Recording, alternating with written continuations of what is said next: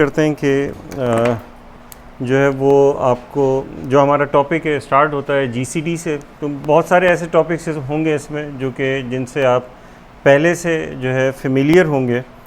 तो जीसीडी को यहाँ पर रिप्रेजेंट किस तरीके से करते हैं देख लीजिए। यानी हम यहाँ पे लिखते हैं जीसीडी और ए और बी का अगर जीसीडी चाहिए तो इस तरह से लिखते हैं। लेकिन ये हम जो है वो जीसीडी अब लिखने की ज़रूरत नहीं होगी। यानी कि ऑर्डर पेयर अगर लिखा जाएगा ए बी तो ये इस ऑर्डर पेयर का मतलब जो है वो ये होगा कि ये जीसीडी है। ठीक, हम ये अस्यूम कर लें अगर डी इसका जीसीडी है। ठीक, तो two numbers a and b are relatively prime. पहला फैक्ट, टू नंबर्स, या इसके लिए बेहतर ये है कि हम इसको इंटीजर्स लिख देते हैं। Two integers a and b are relatively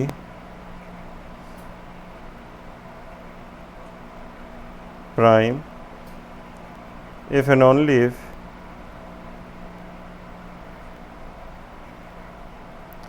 GCD of A and B is equal to 1। ठीक है, दोनों का GCD अगर 1 होगा तो इसका मतलब है कि वो relatively prime है। और ये जीसीडी खुद होता क्या है? जीसीडी जैसे इसके नाम से लगे, जीसीडी ग्रेटेस्ट कॉमन डिवाइज़र, या इसे जो है ब्रिटिश बुक्स में कुछ HCF लिखते हैं, ये हाईएस्ट कॉमन फैक्टर। दोनों जो है वो एक ही चीज़ है और ये वो ग्रेटेस्ट कॉमन डिवाइज़र होता है दोनों का। यानी कि वो बड़े से बड़ा नंबर जो कि दोनों को डिवाइड करता है। ठीक है, तो अगर हम ये कहते हैं कि if a d divides b and, बल्कि ऐसे नहीं लिखें,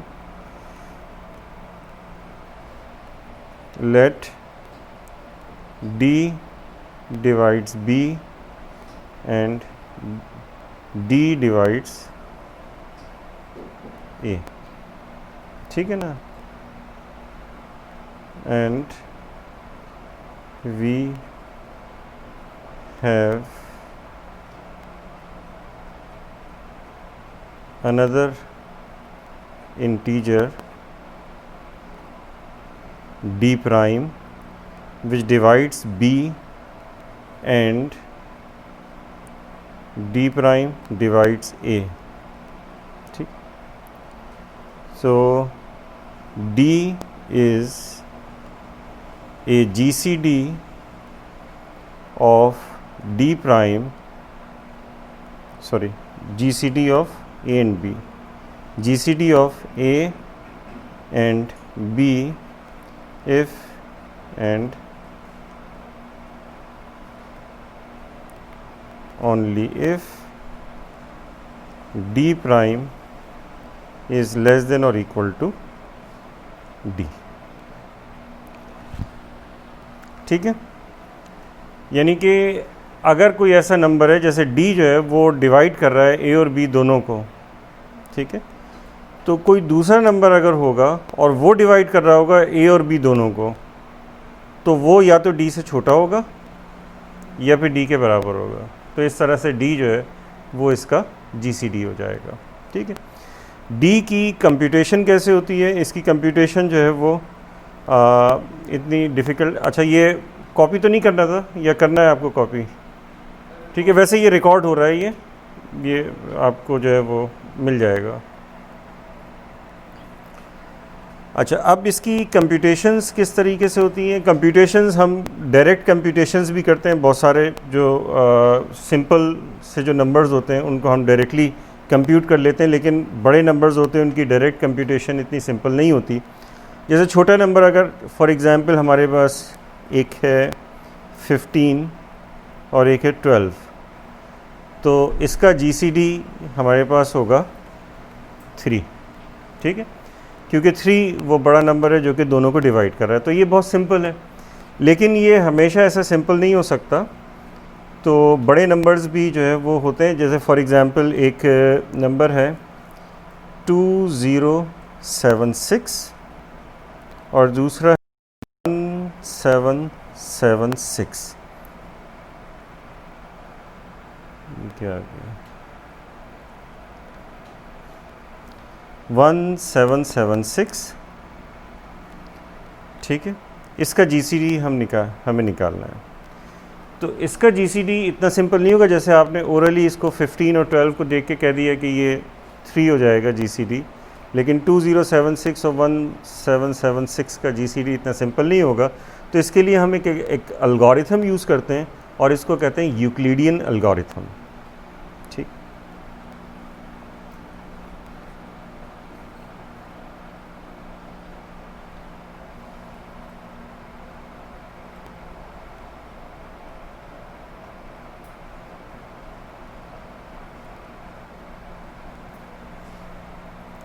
यूक्लिडियन एल्गोरिथम से किस तरीके से जो है वो हम इसको करते हैं, देखें पहले तो ये देख लें कि हम कोशिश करेंगे कि थ्योरम के प्रूफ्स जो है वो कम से कम एलिमेंट्री नंबर थ्योरी के कोर्स में करें, और लेकिन बहरहाल बाज़ औक़ात हमारी मजबूरी होगी, हमें थ्योरम के प्रूफ्स जो है वो करने होंगे, क्योंकि उससे रिलेटेड क्वेश्चंस उसी तरह से हमें सॉल्व भी करने होते हैं।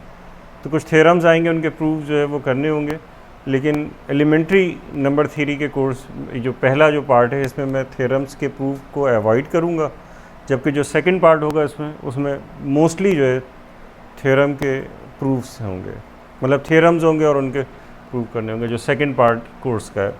तो फर्स्ट पार्ट में जो है वो अवॉइड करूँगा। तो इसी में यूक्लिडियन एल्गोरिथम है, तो आपने डिवीजन एल्गोरिथम तो सुना होगा, वो बहुत सिंपल सा होता है। ये एक यूक्लिडियन एल्गोरिथम है, ये यूजुअली यूज़ करते हैं हम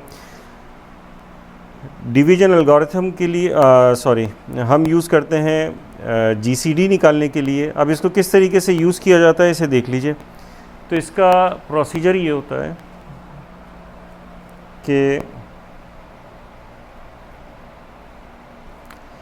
2076 ये बड़ा नंबर है, दोनों में से हम जो है वो सेलेक्ट करते हैं कि बिगर जो है वो नंबर कौन सा है।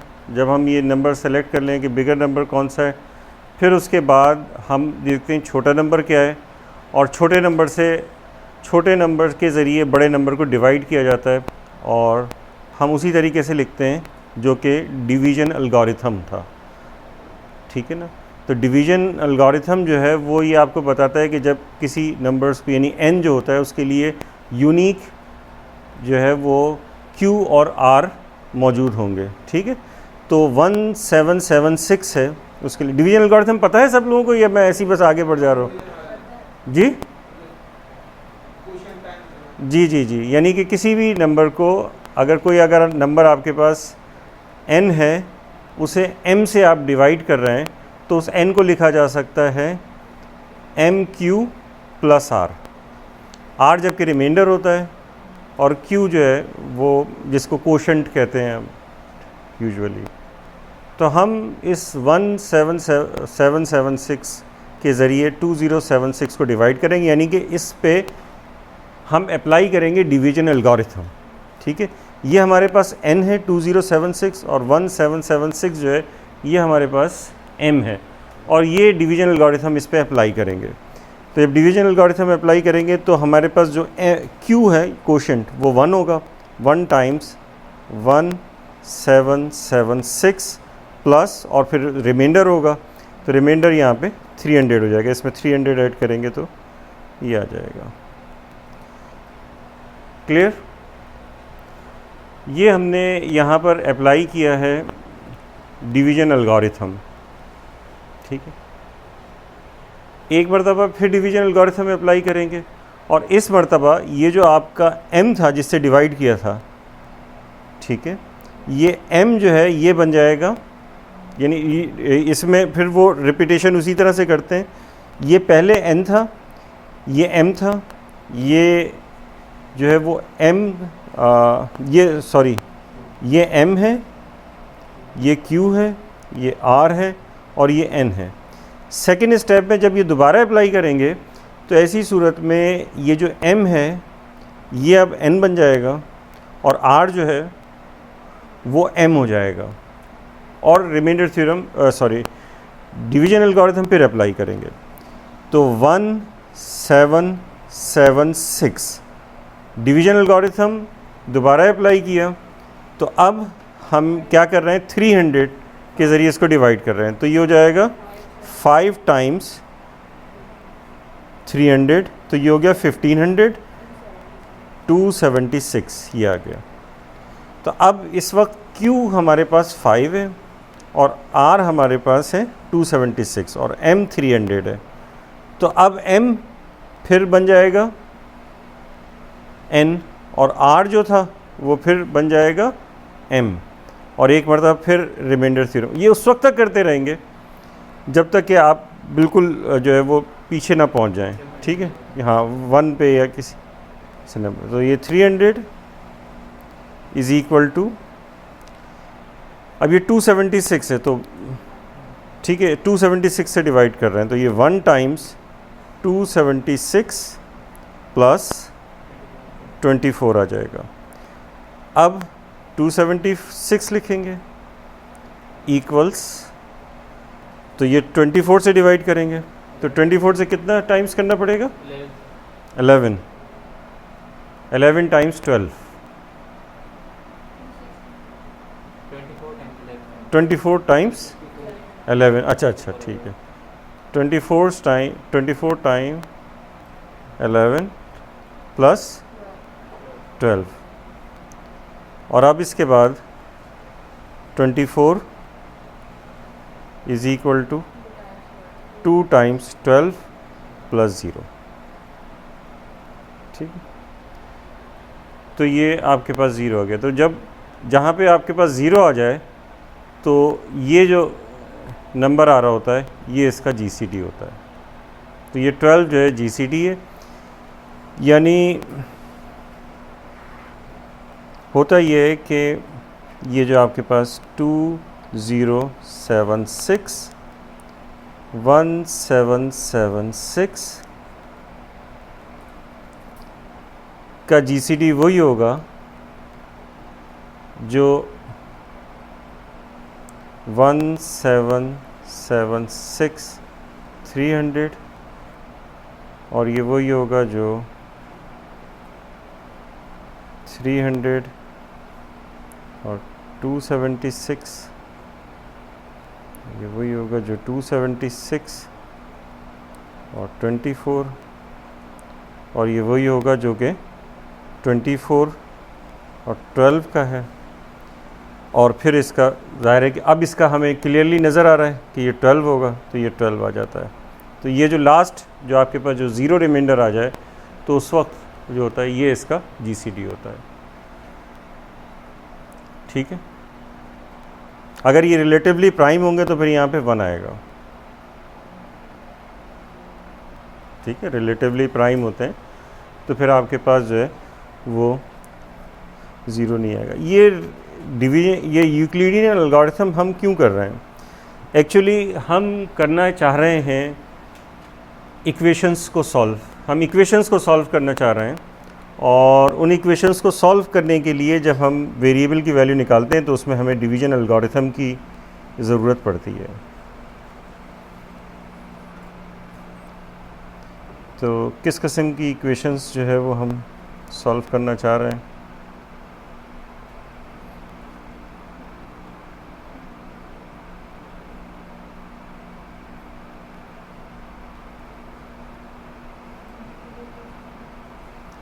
देखें एक इक्वेशन जो है वो मैं लिखता हूँ,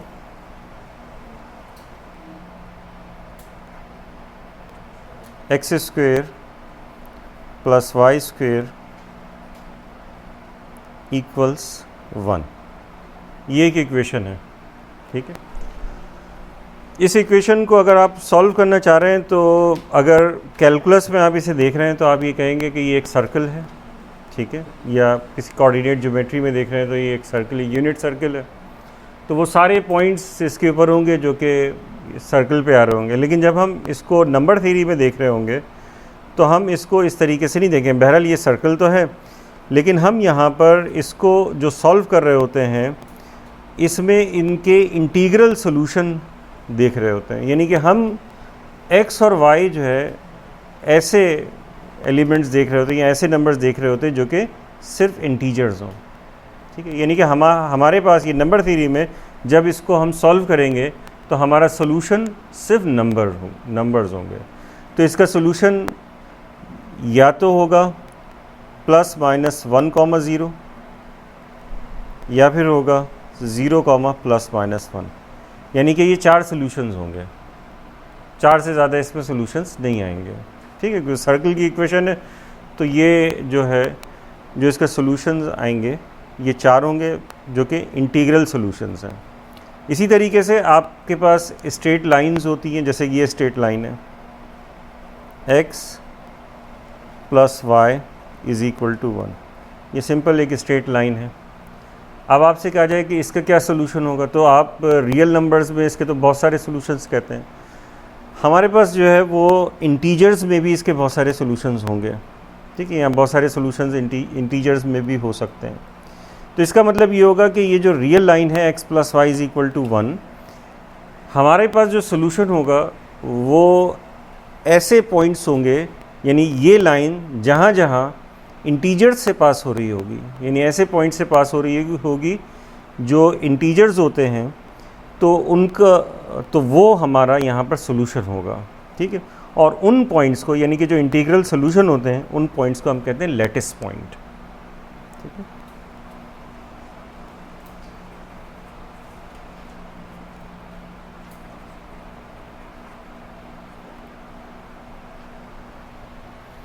ये पॉइंट्स लैटिस पॉइंट्स कहलाते हैं। तो यहाँ पे इन्फिनिट मैनी सॉल्यूशंस आपको मिलेंगे, क्योंकि इन्फिनिट मैनी जो है वो लाइंस पॉइंट्स हो सकते हैं जी, दोनों को, ठीक है। सोल्यूशन तो पूरा वही होगा ना जिसमें दोनों होते हैं। कोई एक अगर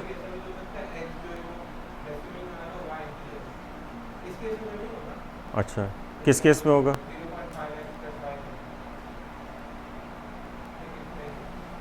बताएं कैसे?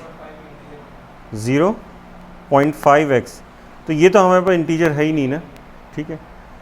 तो लेकिन बहरहाल इस तरह की इक्वेशंस हो सकती हैं। ये 1/2 यानी कि x/2 हम इसको लिख सकते हैं और इस तरह की हमारे पास इक्वेशंस बनती हैं, ठीक है। जो चीज़ आप पूछना चाह रहे हैं वो मैं आपको बताता हूँ आप किस तरह से पूछना चाह रहे हैं।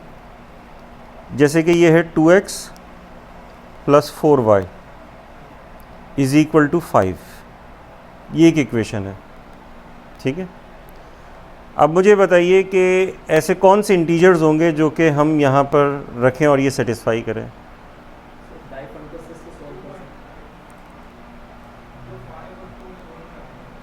जी,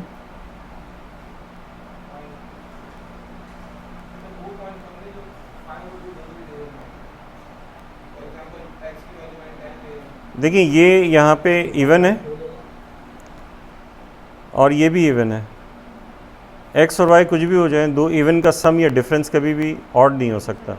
तो इसका मतलब है कि इसका सोल्यूशन एग्जिस्ट नहीं करेगा, नो सोल्यूशन। रियल में तो तमाम का सोल्यूशन मिलता है, लेकिन जब आप सॉल्व कर रहे हो इंटीग्रल सॉल्यूशंस के लिए तो आपको लीनियर इक्वेशंस के भी सॉल्यूशंस नहीं मिलते हैं, ठीक है। तो हमेशा सारी इक्वेशंस के सॉल्यूशंस नहीं मिलते। ये जो जितनी इक्वेशंस यहाँ पे मैंने लिखी हैं और इनके हम सॉल्यूशंस देख रहे हैं, इंटीग्रल सॉल्यूशंस देख रहे हैं, इन इक्वेशंस को कहते हैं डायफेंटाइन इक्वेशंस।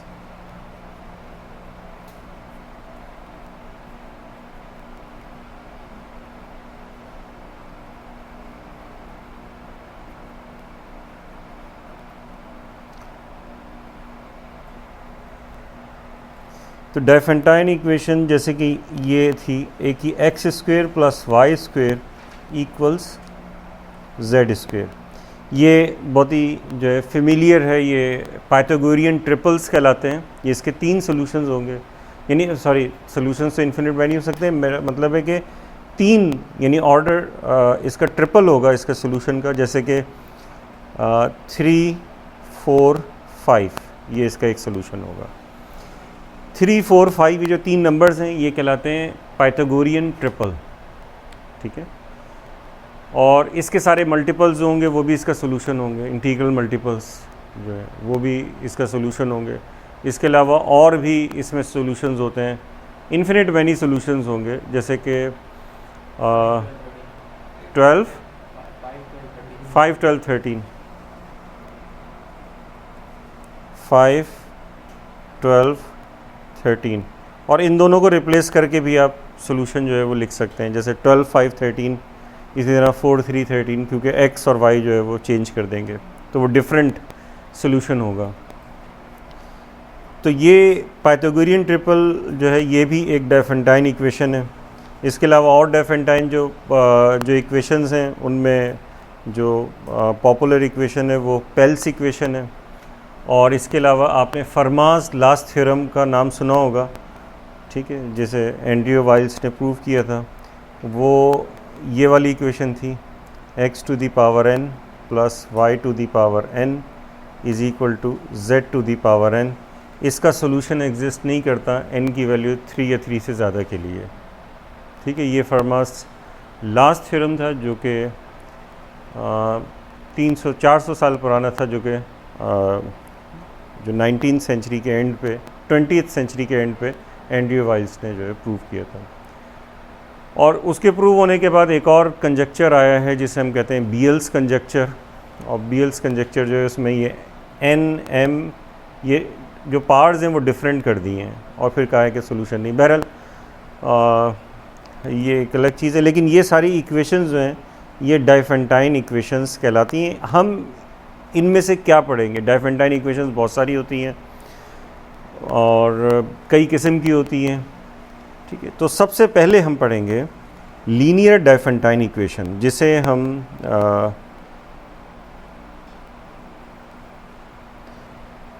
LDE से रिप्रेजेंट करते हैं, LDE।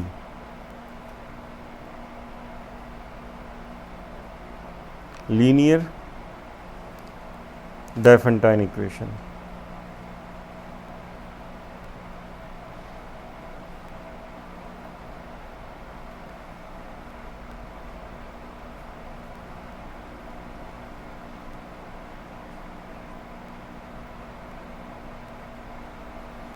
तो लीनियर डायफेंटाइन इक्वेशन दो अभी ऊपर लिखी थी मैंने, एक जो लिखी थी x प्लस वाई इक्वल्स 1, दूसरी लिखी थी 2x प्लस 4y या 4y plus 4x plus 2y, कुछ भी इसी तरह से, इक्वल्स 5। इसका सोल्यूशन एग्जिस्ट करता है, इसका सोल्यूशन एग्जिस्ट नहीं करता।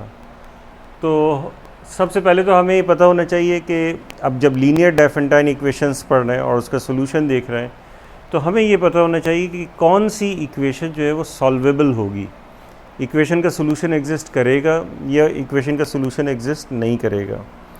तो उसमें जो है हम ये देखते हैं कि देखें ये जो x है इसका कोएफिशिएंट है 2 और यहाँ पर जो y है इसका कोएफिशिएंट है 4, ठीक है। इन दोनों का जब GCD लेंगे 2 और 4 तो इनका GCD आएगा 2।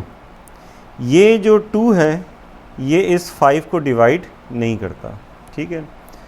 2 डज नॉट डिवाइड 5। तो जब जो डायफेंटाइन इक्वेशन है उसमें x और y के जो कोएफिशिएंट्स हैं उनका GCD अगर डिवाइड करेगा कांस्टेंट टर्म को तो हम ये कहेंगे कि इक्वेशन सॉल्वेबल है, और अगर नहीं डिवाइड करेगा तो इसका मतलब ये होगा कि वो इक्वेशन सॉल्वेबल नहीं है। क्लियर है ये चीज़?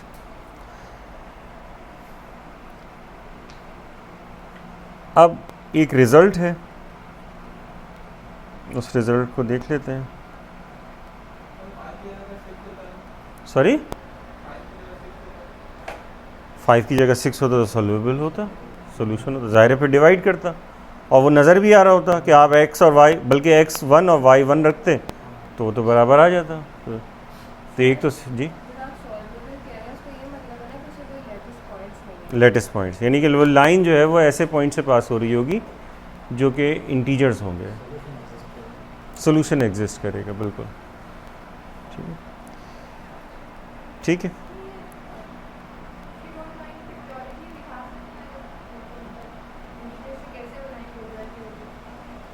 अच्छा मैं बनाने की कोशिश करता हूँ। ये मुझसे जो है ये इस वक्त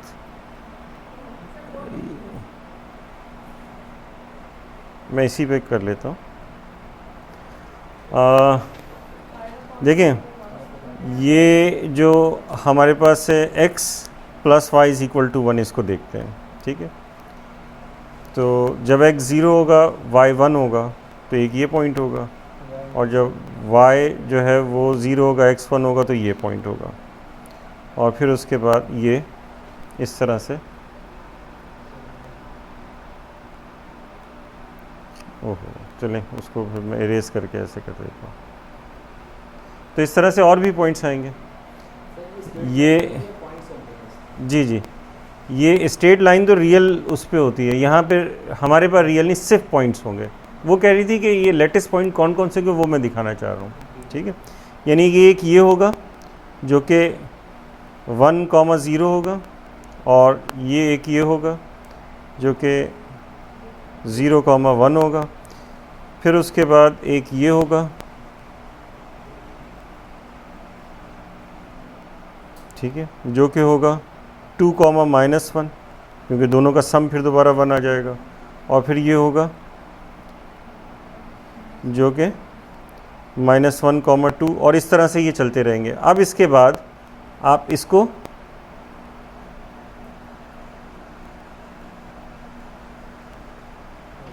इरेज कर दें। ठीक है,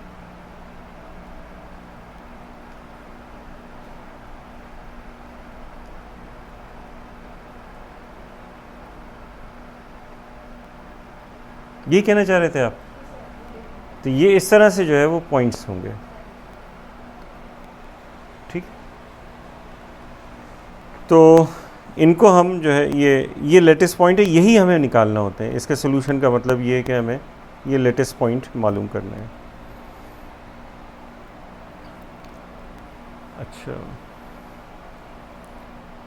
और इसके बाद एक रिज़ल्ट देख लेते हैं।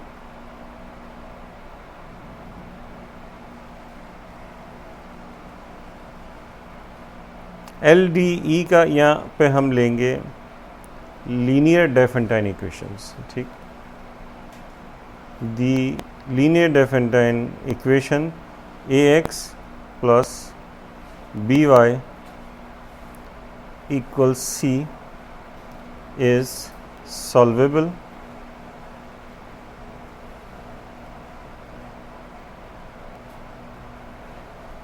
if and only if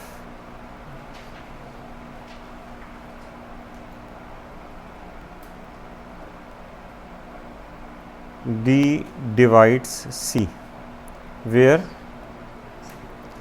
D is a GCD of A and B। ठीक है, दोनों के कोएफिशिएंट्स का GCD वो D है।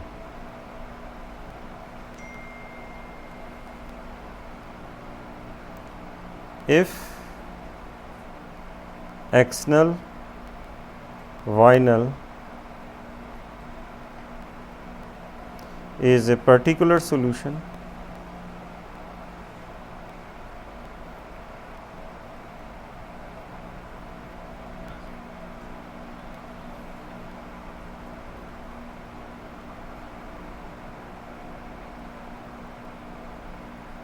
of the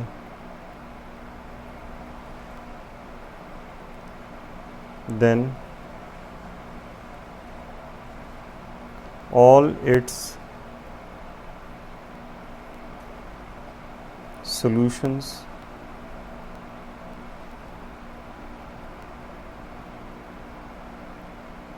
are given by X x null plus b upon d. ये बी अपॉन डी हमेशा एक इंटीजर होगा क्योंकि बी और डी का जीसीडी डी था, तो डी हमेशा जो है वो जिनका जीसीडी उनको डिवाइड करेगा, times t and y equals y null minus a upon d times t, where t is any arbitrary integer. तो इस तरह से हमारे पास ये लीनियर डायफेंटाइन इक्वेशंस का बात ये कि पर्टिकुलर सोल्यूशन कैसे आता है, ये एक इम्पॉर्टेंट चीज़ है। इसमें हमारे पास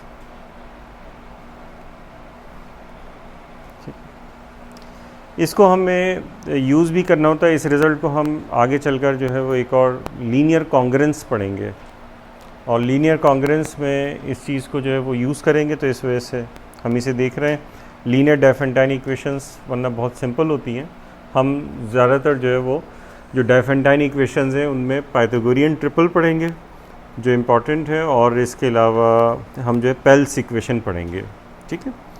लेकिन क्योंकि इसको लीनियर कॉन्ग्रेंस में यूज़ किया जाता है तो इसी वजह से हम लीनियर डायफेंटाइन इक्वेशंस पढ़ेंगे, और हम आगे चल के पढ़ेंगे कि लीनियर डायफेंटाइन इक्वेशंस और कॉन्ग्रेंस, लीनियर कॉन्ग्रेंस जो है वो एक दूसरे में कन्वर्टेबल हैं, यानी कि एक प्रॉब्लम को दूसरे में जो है वो कन्वर्ट किया जा सकता है। तो अब देखते हैं एक एग्जाम्पल।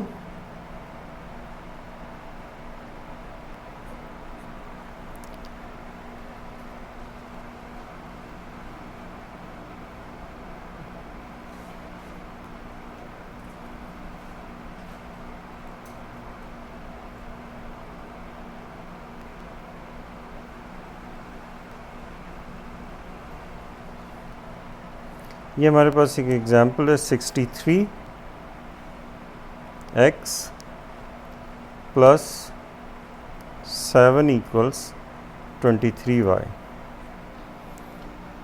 ये एक डायफेंटाइन इक्वेशन है, ठीक है। अगर एक यूजुअल तरीके से अगर हम इसको सॉल्व करना चाहें कि वैल्यूज़ यानी कि ट्रायल एंड एरर के वैल्यूज़ पुट करें हम इंटीजर, और इंटीजर जो है वो रिज़ल्ट निकालें, तो फिर हम ये करते हैं कि या तो हम जो है वो 63 नीचे लाके जो है वो इसे सॉल्व करें, यानी कि इस तरह से सॉल्व कर लें कि x इक्वल्स 23, बल्कि ऐसे करने के बजाय हम ऐसे कर लेते हैं y equals 63x plus 7 divided by 23। अब इसमें हम यहाँ पे प्लग इन करेंगे x की वैल्यूज़, और ऐसा हमारे पास इंटीजर आना चाहिए कि जिससे, अच्छा हम यहाँ पे एक कंडीशन और यहाँ पे दे रहे हैं कि x and y are greater than 0, ठीक है। ये भी कंडीशन इम्पोज कर दी, यानी कि हमें सिर्फ पॉजिटिव इंटीजर्स के सॉल्यूशंस चाहिए, नेगेटिव इंटीजर्स का सॉल्यूशन हमें नहीं चाहिए, ठीक है। तो अब यहाँ पे x की ऐसी वैल्यूज़ लिखनी है कि जिससे सम ऐसा है कि वो 23 से डिविजिबल हो। तो आपको पता है कि 23 से डिविजिबल होने वाले नंबर्स जो है वो जैसे कौन से होंगे, 1 तो नहीं रख सकते, 2 भी नहीं रख सकते, 3 भी नहीं, मेरे ख्याल से 4 होना चाहिए, 4 भी नहीं बल्कि 5 इसमें आ रहा है, तो 5 पे आ रहा है। अब ये 5 इतना बड़ा नंबर आप बार बार रख के देखेंगे तो बहुत मुश्किल सा काम है इस तरह से करना, यानी कि हम चले ट्राई किया हमने at x is equal to 5, तो y is equal to 63 times 5 plus 7 divided by 23, ठीक है। तो ये हमारे पास 14 आ गया। अब इसके बाद और भी इसमें बहुत सारे आते रहेंगे सॉल्यूशंस। अब नेक्स्ट जो है वो अगर आप इस तरह से ट्राई करते रहें तो नेक्स्ट जो आ रहा है x इक्वल्स 28, तो y equals 63 times 28 plus 7 divided by 23, और ये होगा 77। तो ये बहुत बड़े नंबर्स हैं, और बड़े नंबर्स आपको निकालना जो है वो बहुत ही मुश्किल है। इसके बजाय हम इसे किस तरह से करते हैं, यूक्लिडियन एल्गोरिथम के थ्रू हम इसको सॉल्व करते हैं, और हम थ्योरम का ये यूज़ करते हैं कि ये जो कोएफिशिएंट्स हैं इनका जो जीसीडी, अच्छा पहले तो हमने ये चेक करना चाहिए था कि इनके कोएफिशिएंट का जीसीडी कांस्टेंट को डिवाइड कर रहा है या नहीं कर रहा, हमने वो चेक नहीं किया। बहरहाल ये सोल्यूशन था। तो आप 63 और 23 का जीसीडी देखें, वो 1 आता है, तो 1 7 को डेफिनेटली डिवाइड करेगा, तो इस वजह से ये इक्वेशन जो है वो सॉल्वेबल है। अब देखिए इसको दोबारा लिखते हैं और इसे जो है किसी और तरीके से सॉल्व करते हैं। इस इक्वेशन को मैं इस तरह से लिख रहा हूँ, 63x minus 23y equals -7। Solvable तो है, ये हमें पता है क्योंकि जीसीडी जो है इसे डिवाइड कर रहा है। अब हमारे पास ये 2 नंबर्स हैं 63 23, इनका जीसीडी भी हमें पता है कि 1 है, लेकिन हम इसके ऊपर यूक्लिडियन एल्गोरिथम अप्लाई करते हैं। ये 63 बड़ा नंबर है, इसे हम n कहेंगे, और ये 23 छोटा है, इसे हम m कह रहे हैं। तो यूक्लिडियन एल्गोरिथम में क्या होता है, डिवीजन एल्गोरिथम बार बार अप्लाई करते हैं। तो अब ये आपके पास हो जाएगा 63 इज इक्वल टू, तो 23 से इसे डिवाइड करेंगे तो कितना हो जाएगा, 2 टाइम्स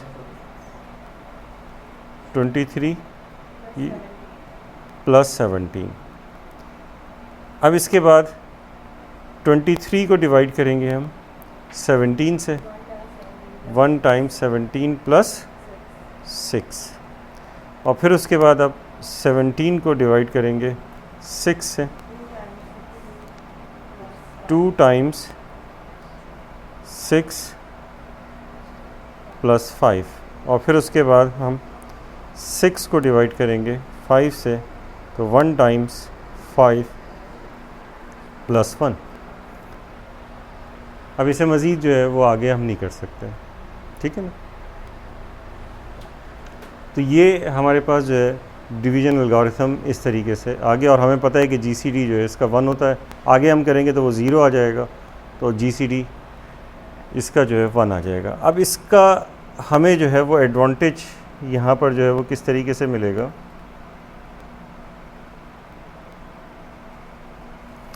ये जो आपके पास आया है इसको हम रिवर्स ऑर्डर में यहाँ पर लिखें, यानी कि ये इसी एल्गोरिथम को हम रिवर्स ऑर्डर में लिखते हैं। यानी कि हमें पता है कि इसका जीसीडी 1 होता है, तो 1 इज़ इक्वल टू हम इस तरह से लिख सकते हैं 6 माइनस 1 टाइम्स 5, ठीक। ये हमें पता है कि जीसीडी जो है वो 1 है, इज़ इक्वल टू, अब इसके बाद हम लिखेंगे 6 माइनस 1 टाइम्स, ये जो 5 है ये है 17 माइनस 2 टाइम्स 6, तो हमने लिख दिया 17 टाइम्स 17 माइनस 2 टाइम्स 6, तो अब ये आ जाएगा 6 माइनस 1 टाइम्स 17 प्लस 2 टाइम्स 6, तो ये हो जाएगा 3 टाइम्स 6 माइनस 1 टाइम्स 17, ठीक है। समझ में आ रहा है ये। अब इसके बाद क्या करें, 6 की जगह फिर ये 6 की जगह ये फिर रख दें, तो 6 किसके इक्वल है, 23 माइनस 1 टाइम्स 17, तो 3 टाइम्स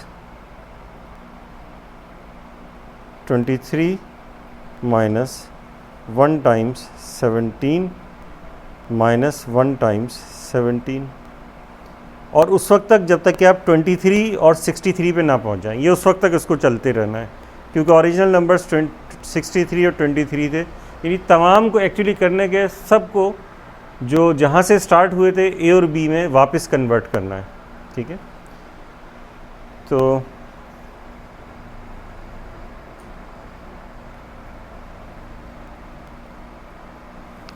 ये हो जाएगा 3 times 23 minus 3 times 17 minus 1 times 17, और ये हो जाएगा 3 times 23 minus 4 times 17,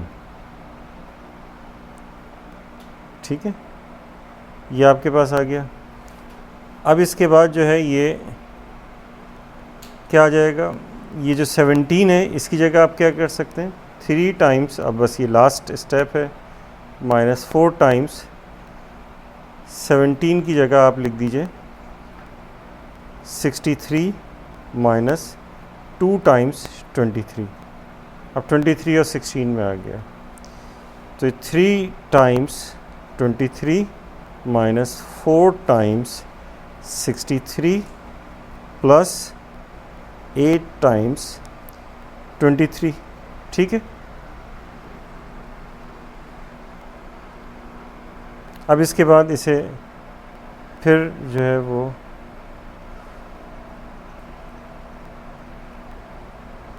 next page पे मुझे जाना होगा।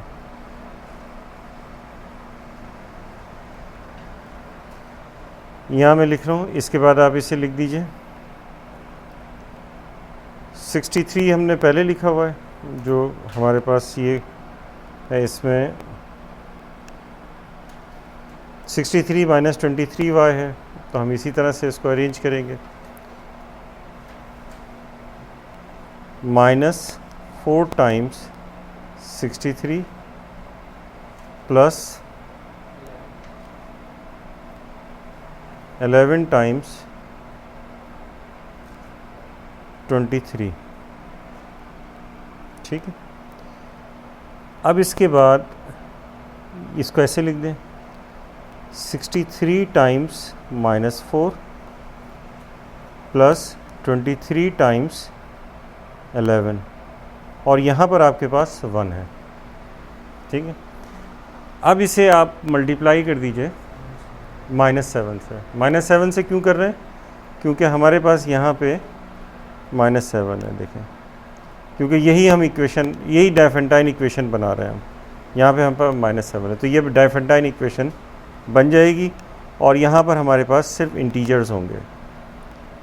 तो -7 से जब इसे मल्टीप्लाई किया तो ये क्या, -7 इक्वल्स 63 टाइम्स -7 मल्टीप्लाई भी -4, तो ये हो जाएगा 28 प्लस 23 टाइम्स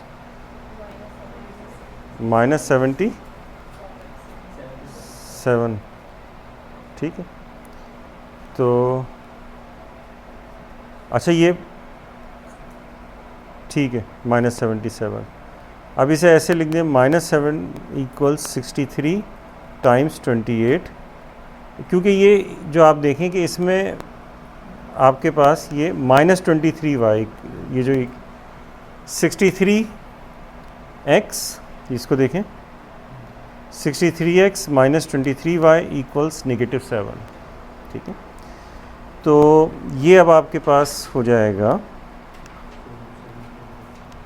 -7 इक्वल्स 63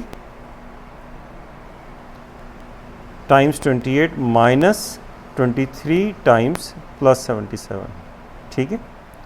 तो अब आपके पास ये इक्वेशन, यानी अगर x की यहाँ x होता या y होता तो ये सेटिस्फाई कर रहा है, -7 आ रहा है, तो x नल ये हमारे पास आ गया 28 एंड y नल ये हमारे पास आ गया 77,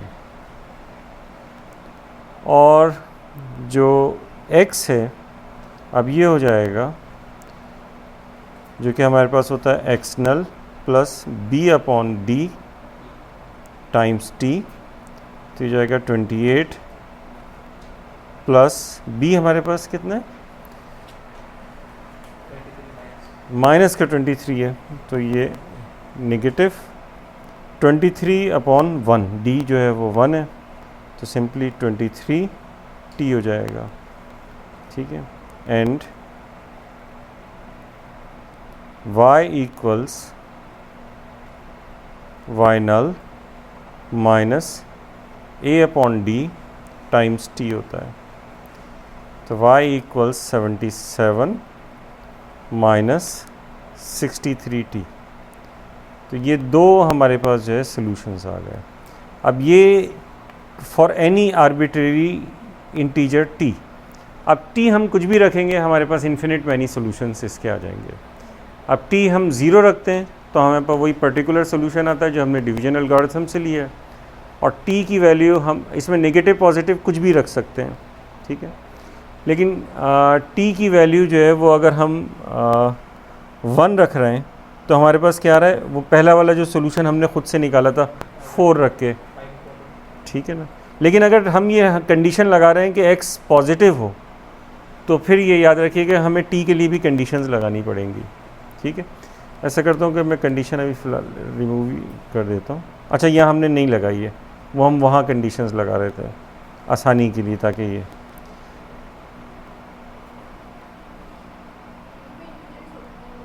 जी सॉरी वहाँ पर हम ये लगा रहे थे कंडीशन, लेकिन हम यहाँ पर जो है वो कंडीशन ही लगा रहे हैं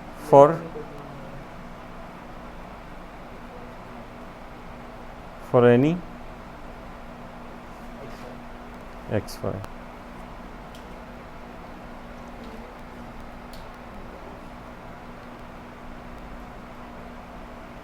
ठीक है, कोई प्रॉब्लम इस चीज़ में?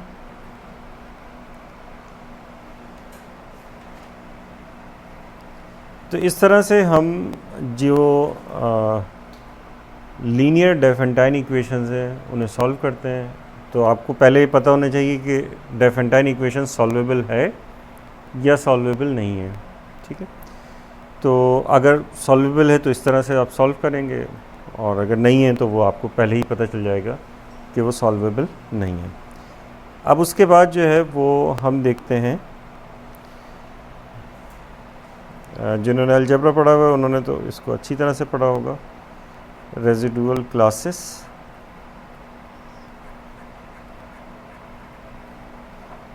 इसकी ज़रूरत हमें पड़ेगी जब हम कॉन्ग्रुएंस क्लासेस जो है वो देख रहे होंगे।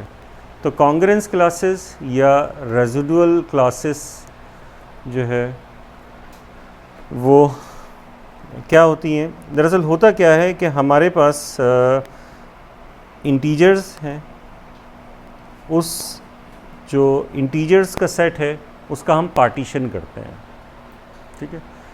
तो इंटीजर्स का सेट कॉन्ग्रुएंस क्लासेस में हम जो है वो पार्टीशन करते हैं, और वो जो है वो कहलाते हैं z मॉड्यूलो m, ठीक है।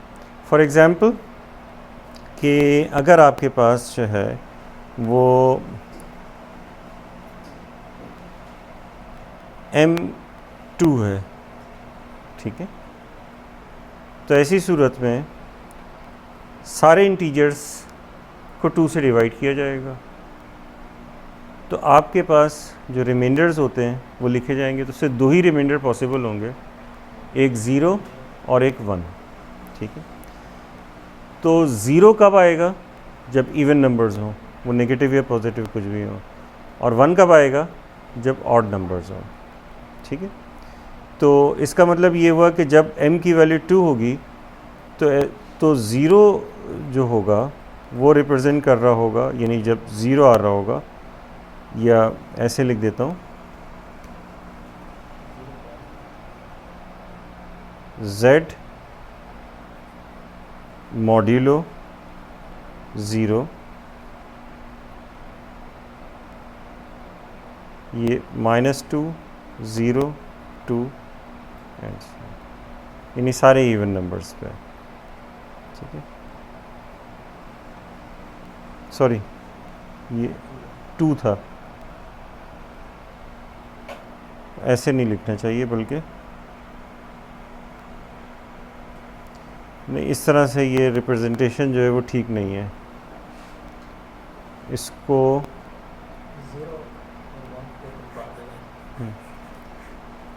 इसको हमें ऐसे ही लिखना चाहिए 0, या फिर हम इसको ऐसे लिखते हैं 2z,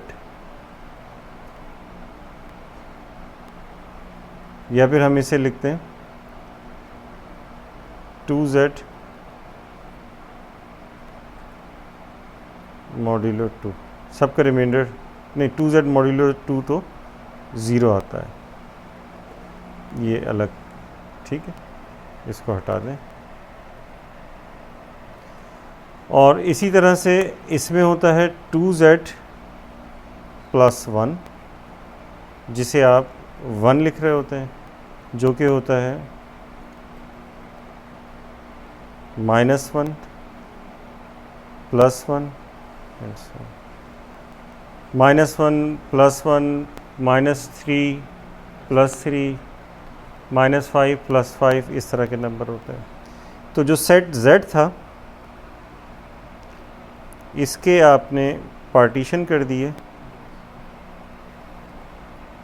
ठीक है, 0 और 1 से, ठीक है, यानी कि एक क्लास जो है वो ज़ीरो क्लास है, उसमें सारे इस तरह के नंबर्स हैं, और दूसरी क्लास जो है वो 1 से रिप्रेजेंट की जा रही है, उसमें सारे इस तरह के जो है नंबर्स हैं। इसी तरह से अगर आपके पास जो है वो m की वैल्यू 4 हो जाए, तो ऐसी सूरत में 4 यानी कि z जो होगा वो 4 क्लासेस में डिवाइड हो जाएगा।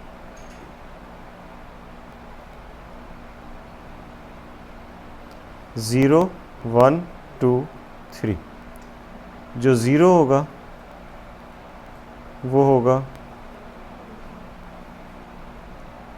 -8 -4 0 +4 8 एंड सो ऑन, ठीक। इसी तरह से जो 1 होगा वो होगा -7 -3 1 5 8 एंड सो ऑन, 9, हाँ 5 फिर 9 आएगा, बिल्कुल, थैंक यू। 9 और 2 ये होगा -6 -2 2 और 6 10 एंड सो, और 3 होगा -5 -1 3 और 7 11 एंड सो। तो ये देखें सारे इंटीजर्स इसमें आ गए, 0 1, यानी ये क्लासेस हैं। ज़ीरो क्लास में कुछ इस तरह के इंटीजर्स हैं, 1 में इस तरह के हैं, 2 में इस तरह से हैं, 3 में इस तरह से हैं। तो ये सारे इंटीजर्स को, तो हम ये कहेंगे कि z को हमने पार्टीशन कर दिया है इन 4 क्लासेस के ज़रिए, ठीक है। इन क्लासेस को हम रेजिडुअल क्लासेस कहते हैं।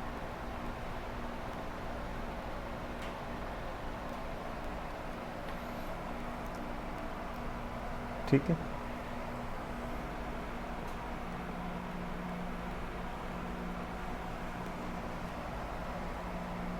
अब इसके बाद नेक्स्ट जो टॉपिक हम होगा हमारा वो होगा लीनियर कॉन्ग्रुएंस का।